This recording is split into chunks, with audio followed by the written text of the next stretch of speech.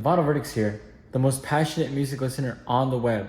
And today we're going to be doing our first album review with The New Sound by Geordie Greep. This has been one of my most anticipated albums of the year. Geordie Greep was the frontman for a well-known band and one of my favorite bands, Black Midi. Black Midi was an avant prog rock band who went on hiatus this year, leading Geordie to shift into making his first solo project, a jazz rock album. So without further ado, let's spin into the review. First track, Blues, starts off with a broken chord progression, which is similar to a Black Midi track called Sugar / Zoo off Hellfire.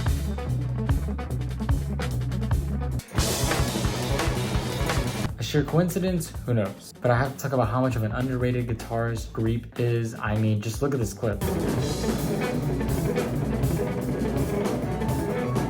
It explodes right in the middle and goes back to the broken chord progression, which is so satisfying to hear. Even towards the end, we get an amazing drum solo that leads into the final verse, along with some amazing playing by the keyboardist. From what I see, this track is about someone who is obsessed with their own image, but in reality, they're living in a fantasy and with insecurities. This is an incredible first track, and it hooks you in just the first couple of seconds.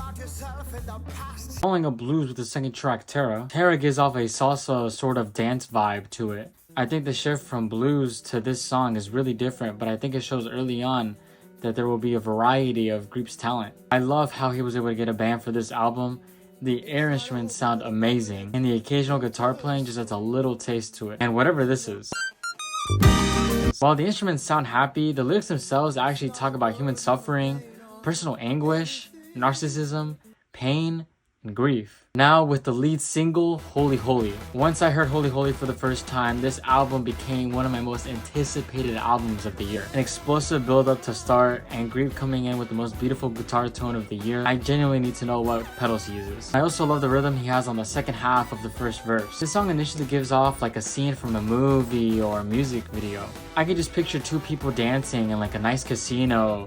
It gives off very theater vibes. Throughout the track, we also occasionally hear a orchestra chant Holy, which I think adds a nice little touch. After the second chorus, we get an instrument break that shifts into a more airy orchestra feel. The bridge is the best part of this song. The way Greep sings and the instruments working so well with him sounds so satisfying. He sounds very desperate and emotional. We can tell from the lyrics in the first half, he really wants this woman to want him.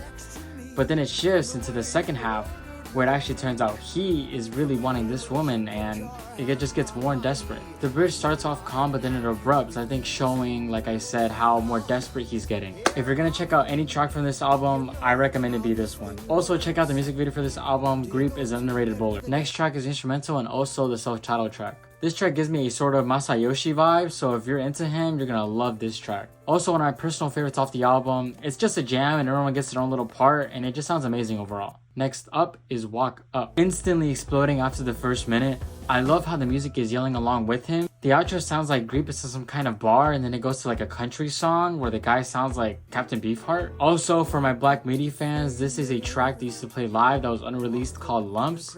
So it's very nice to hear a studio version of it. This track also mentions someone who has a high social status, who wants intimacy but they can't get it. Now with Through the War. The beginning, it sounds like something my high school band would play. Bridge again on this sounds really incredible. The way Geordie is flowing with it, I think this is the nicest and honestly the calmest he's sounded throughout the whole album.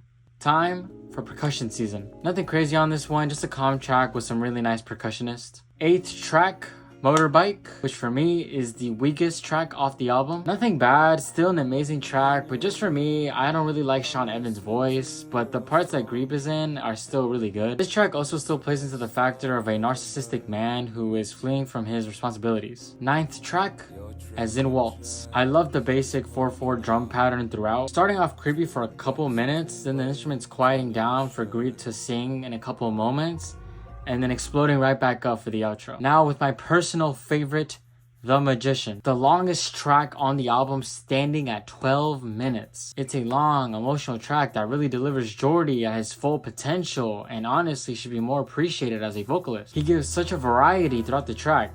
This man needs to be an opera singer. And you really have to give props to these amazing musicians, how they're able to compliment Geordie without taking up too much attention until it's their turn is amazing. My favorite part is going into the 4th verse, into the refrain for a little instrumental break.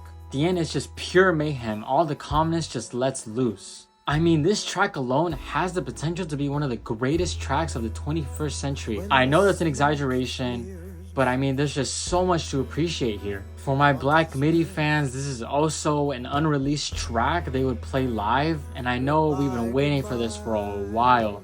So again, it's super nice to hear a studio version of it, and I didn't think they could beat the live version, but I'm honestly astonished. There is so much energy in this. Everyone is giving their all. Super underrated and deserves as much attention as the singles. Lastly, with If You Are But a Dream. Geordie ends off the album with a Frank Sinatra cover, which I think works well as a farewell track. Gives me similar vibes to The Defense off Hellfire. No guitar, no drums, just purely orchestra, and I feel like that's the right way to do it. So that's all the tracks. Geordie is really taking a shift here from the progressive Black MIDI and taking influence from 60s and 70s Japanese jazz rock, Brazilian music, and I even think some Frank Zappa.